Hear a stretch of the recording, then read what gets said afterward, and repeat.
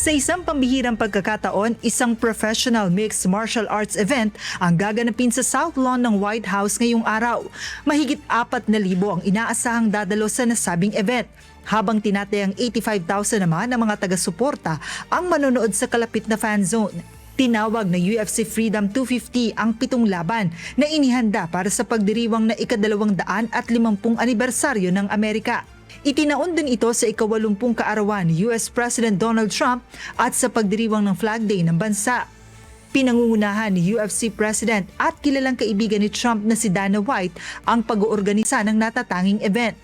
Tinatayang umaabot sa halos $60 milyong ang nagastos para sa UFC Freedom 250, kabilang ang pagtatayo ng 92-feet metal structure na tinaguriang The Claw. The White House is the people's house. It belongs to the people of the United States. The American 250 celebration belongs to the people of the United States. And there are millions and millions of Americans from all walks of life that are not necessarily attuned to politics or the financial markets or anything else, but they love the sport. And every Saturday, if you got a big event once a month, they're tuning in and they're watching and they host it. For them to be able to see this event with their White House in the background as part of our celebration as a country in our 250 years, I think is a gift to the American people.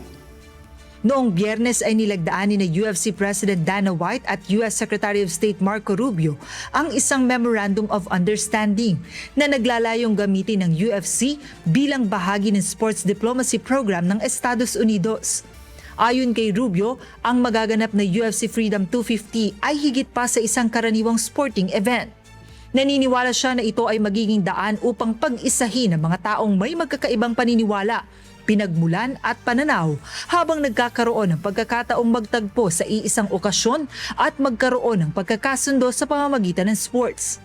We are so divided by so many different things.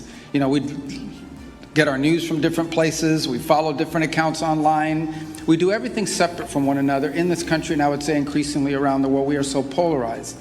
There are only a handful of things that bring people together in one place at one time, united by their interest in one thing. We need more of those. We need more of those forums and those settings in which we can bring people together to enjoy something together and find something in common.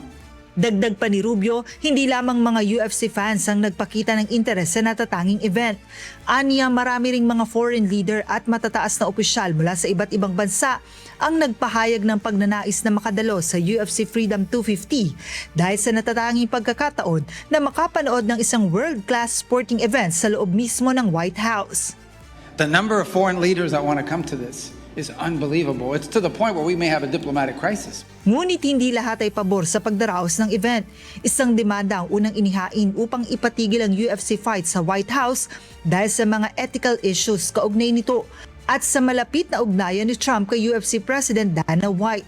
Gayunman, ibinasura ng hukuman ng hiling na pigilan ang nasabing event.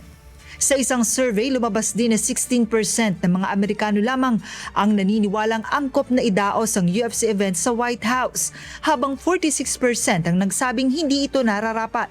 Sa kabila ng kritisismo, nakahanda na ang mga organizer para sa kauna-unahang professional sporting event sa kasaysayan ng White House, habang inaasahang magiging isa itong pinag-uusapang bahagi ng pagdiriwang ng America 250. Joan Nano, humahataw sa balita ngayon.